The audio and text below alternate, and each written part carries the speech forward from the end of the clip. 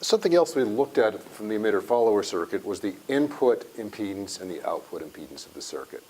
And if you recall, the input impedance, what a signal sees coming into the base of the transistor was the beta of the transistor times this emitter resistance. And that was typically a fairly large number. Beta is about 100. This was typically order of half a kilo ohm or a kilo ohm, so 50 to 100 kilo ohm input impedance. The other thing we saw for the emitter-follower was the output impedance as seen from here tended to be very small. If we now go to the common emitter amplifier, there's one little detail we need to it's a concept we need to have, that this is a reversed bias diode. So that sort of acts like a firewall, that the transistor cannot see through the collector to over here, and over here cannot see through the collector to the transistor. The first consequence of that is that the input impedance of this common emitter amplifier is still the same as it was for the emitter-follower, because we can't see through the collector. It just is a DC level, so nothing has changed. It's still just beta RE as the input impedance. So that we've still got, and that's good because that tends to be a big number and it doesn't load things down. The next thing we need to do is we're interested in the output impedance. And the way we measure the output impedance is we basically measure an IV curve for what's coming out here. So you could imagine we have some, and let's just do it for DC right now. We'll leave everything DC. The same thing would hold for AC, but we'll do it for DC. So there's some output voltage, which is nominally the collector voltage. And what we're going to do is we're going to put a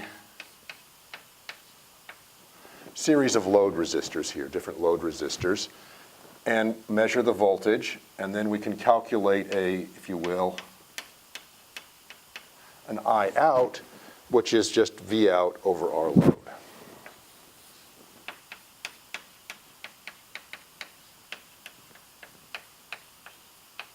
Okay, so we can measure a bunch of V outs and get I outs. We'll get an IV curve, and the negative slope of that IV curve is the output impedance.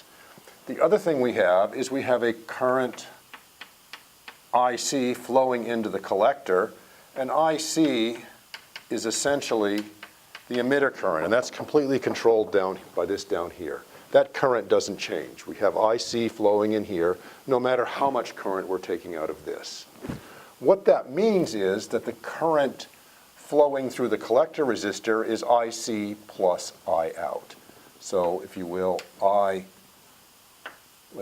C hat, if you will, flowing through here with the load is going to be the nominal IC plus I out, okay? That means that the output voltage is simply VCC minus IC plus I out times RC.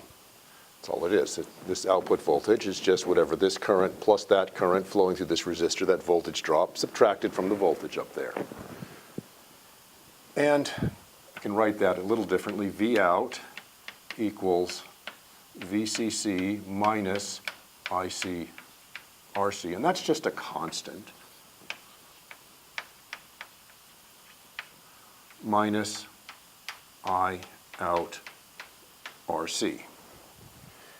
And that is an IV curve. We have V out and I out that looks something like that, where the slope is minus 1 over RC, right by there. So the output impedance, Z out, of this common emitter amplifier is simply the collector resistor. Not surprising, that's the only resistor that's over there. We don't see through the transistor, so that resistor completely determines the output impedance of this circuit. Now, that's okay, but unfortunately it's probably tends to be fairly big. If we're looking for a times 10 amplifier, and we have 500 ohms here, this is 5 kilo ohms, that means the loads that we would have to drive would have to be 10 to 100 times bigger than that 5 kilo ohms to not load the circuit down. That's not a great thing to have. But we've got an amplifier. It gives us a times 10 gain. It has a good input impedance. We just pay a little price with a large output impedance. However, we now have two transistor circuits. We have this amplifier and we have the emitter follower. And we can actually put them together to solve this problem. So let's go ahead and do that. So here's our amplifier circuit. Input voltage coming in. We've biased the base to be less than the collector. Output coming off the collector. Somehow we put an emitter follower here. We're going to bias the DC level here to be appropriate for an emitter follower. And then we'll add the AC signal that's coming out of this, which is, say, 10 times this. And we're going to put that into an emitter follower where the second emitter or resistor and the output will come here. So this will just be a copy of this. So we'll have the amplified signal coming out of here.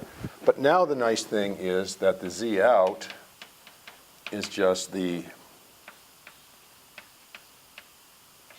whatever the output impedance here is, divided by beta. So if it were RC, it would be RC divided by beta. So if this were 5 kilo ohms, it would be 5 kilo ohms divided by 100, it would be 50 ohms. So this has a nice small output impedance, big input impedance. So here we get amplification and good impedance matching properties by using the two transistor circuits that we have, the amplifier and the emitter follower. And there are a lot of very interesting two transistor circuits. You can do some simple things with a single transistor. Putting two transistors together makes things a lot more powerful. You can double up the amplifiers, get higher gain. You can stage them to isolate the input from the output. There's a bunch of different circuits, and if you look through the textbook, you'll see a lot of these discussed.